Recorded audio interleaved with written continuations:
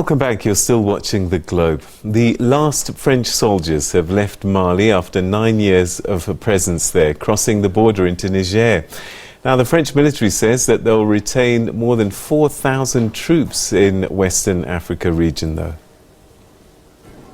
The French presidency stressed in another statement that Paris remains committed to working with its partners in the Sahel, the Gulf of Guinea and the Lake Chad region to fight against terrorism and achieve stability. French military presence in the Sahel will be halved by the end of the year to 2,500 soldiers. An airbase in the Nigerian capital of Niamey will be maintained to provide 250 soldiers for military operations on the Malian border. French soldiers will remain present in N'Djamena, the Chadian capital. France hopes to keep a contingent of special forces in the Burkina Faso capital of Ouagadougou. France have been transferring all of their holdings to Malian forces over the past 6 months after a souring of relations and being pushed out by the military junta. French forces have moved about 4,000 containers, military and civil vehicles. The Sahel region has seen an increase in violence.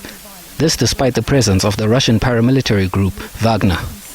More than 2,000 civilians have been killed in Mali, Niger and Burkina Faso since the beginning of the year, already more than the 2021 recorded for the whole of 2021. French forces have suffered 59 casualties during their 9-year presence. The French military says its last contingent of soldiers left Mali earlier today, crossing the border to Niger. Despite their departure, France retains 4,000 troops in the West African region and says it will remain committed to the fight against insurgent groups. The French, however, have very little choice about staying in Mali. Following a military coup, relations have broken down and the new military rulers have opted to work with the Wagner Group mercenaries from Russia. Mali remains ostracized by neighboring West African countries, adding to the general instability. Well, for some reaction, we're now joined by independent counter-terrorism and organised crime expert David Otto. David, thanks very much indeed for joining us. Always good to talk to you. So is this truly an end of an era? French troops on the ground in Mali? Peter, I think you're right. It does appear to be the last time, perhaps, that we would see French troops, on boots on ground in Mali. After over 8 to 9 years. Now, significantly, Peter, this withdrawal of French troops, coincides with the withdrawal of U.S. forces from Afghanistan, the 1-year anniversary, as you know it, when the U.S. pulled out its troops and, the country was taken over by the Taliban. But, of course, this is not to say that the withdrawal of French troops will then lead to some kind of a takeover of Mali by the so-called Islamic State, forces in the region. But it's a significant timing that, was well planned, perhaps by the French, to pull out, at this particular moment.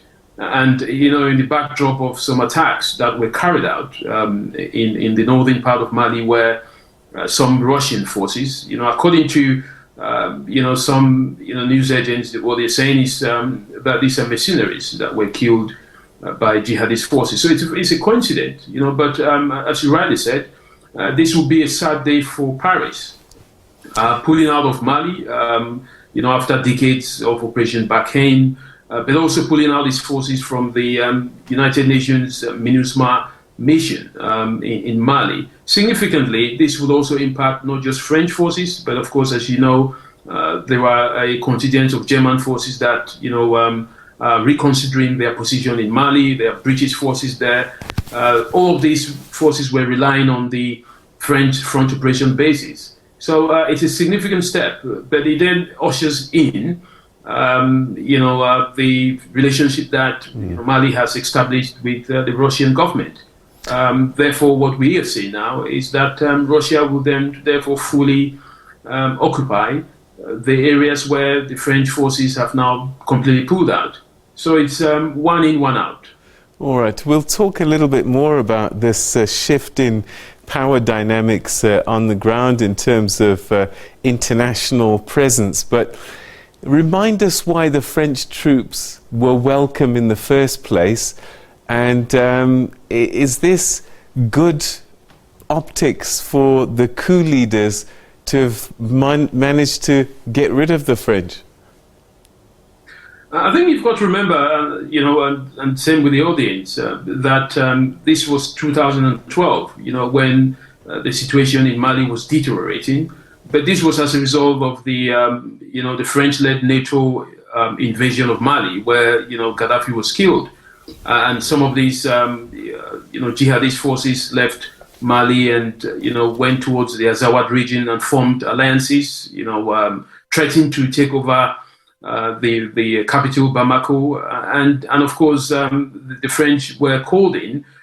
This is the time of, the former president, Ibrahim Boubacar Keïta, who was overthrown by the military junta. And the people of Mali at the time, and the Malian government, had accepted to have Operation Barkhane to, counter the jihadist movement towards, the capital. And of course, there was some level of success at that time. But, years afterwards, I think, the government and the Malians realized that, the progress that had been made during the first, 5 years, was kind of had been lost.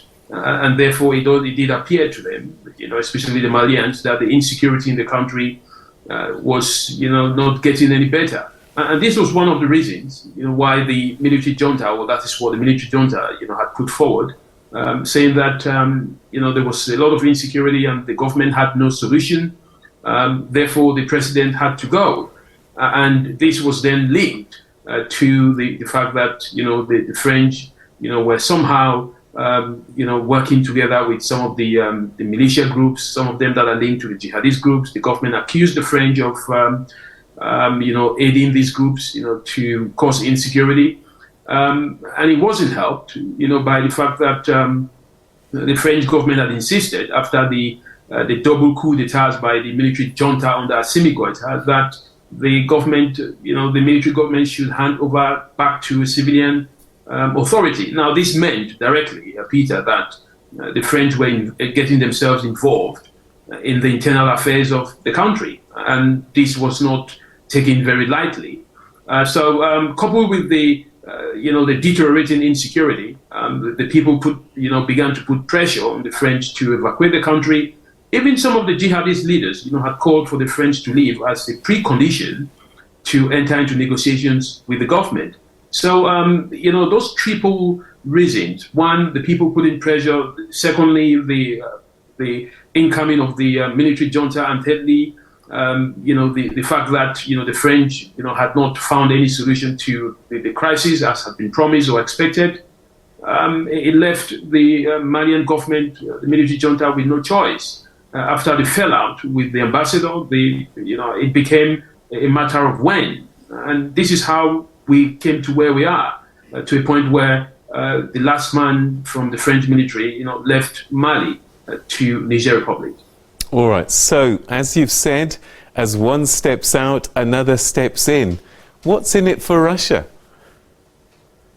Of course, first of all, for Russia, if you look at the current dynamics in terms of geopolitics, Russia is being faced by, severe economic sanctions, because as a result of its invasion of Ukraine. But even before that, Russia has had its eyes on the continent.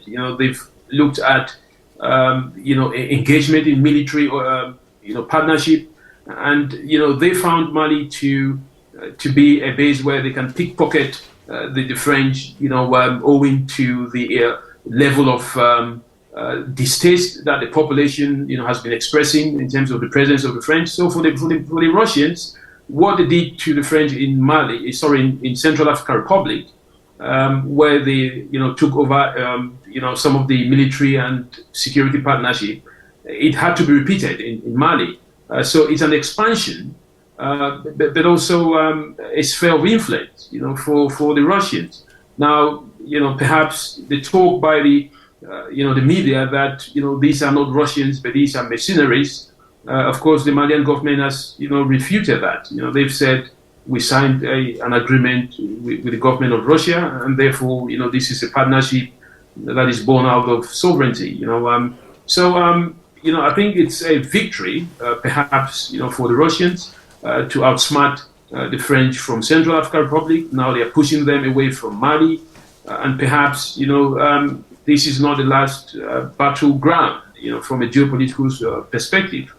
But, for Russia, facing all the backslashes that they are facing, with the invasion of Ukraine, this is a perfect timing. This is a perfect scenario for them. French pulling out, Russia is pulling in. So it's victory for Moscow and, perhaps two down, for Paris. All right. Yes, the optics for Russia and the coup leaders in Bamako, all good. But in the end, the citizens are worried about one thing, and that's their safety and security. What can Russia do to help with the security situation that the French weren't able to do with these Barkhane forces? In addition to safety and security, I think the citizens are also concerned, with the deteriorating situation with the economy. You do remember that there were some sanctions that were levied by ECOWAS, which is the Economic Community of West African States. And this was principally because of the 15-month timetable that, was given, by the junta. Now that has been extended perhaps to 2024, 2025 maybe. So I think, what Russia provides for the government or the military junta, as some would prefer to call them, would be some level of non-interference in the political affairs. Now, I think what the military junta is saying is that, they want to focus on rebuilding the country. They want to focus on working with partners who do not question the territorial integrity, who do not question the sovereignty of the country. They want to work with partners that, have their interests and not partners that, would dictate to them which areas of the country their military can go and which areas they cannot go. So all these dynamics, according to the interim government, it's something that benefits them. They want to have a government that, is not being dictated, by anyone or the French. So it's a win-win for them. If you go to Mali, which I've been recently, the people want to give a chance to the military junta because, of course, what the military is saying to them is, we want to take back, ownership of our national territory. We do not want to be dictated by the French. We've moved away from the colonial days, and this is, time to progress. And if Russia provides that, then so be it. So I think for now, the people are giving the military junta a chance to improve not just their security situation, but also the economy of the country. All right, significant shifts in geopolitical drama across the continent. Always good talking to you. Thank you so much indeed for joining us, David. Chat again soon. Thank you, Peter. Thank you. That's David Otto, who's an independent counter-terrorism and organised crime expert, talking about the exit of French troops after 9 years in Mali. And changing of the guard. It looks like Russia's presence is going to be felt even more in Mali. But does this solve the issue of the insecurity caused by militants in the Sahel region? Well, there'll still be French troops in the region, but their number decreasing over time. Stay with us. You're watching The Globe. So much more still to come.